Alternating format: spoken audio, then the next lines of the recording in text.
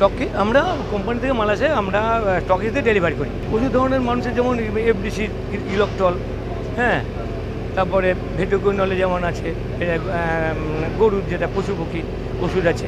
আগুন আমি তো মানে ছিলাম না, মনে হচ্ছে না ভেতরে সামনেই যে শর্ট সার্কিট হয়েছে। শর্ট সার্কিট 5টা 50।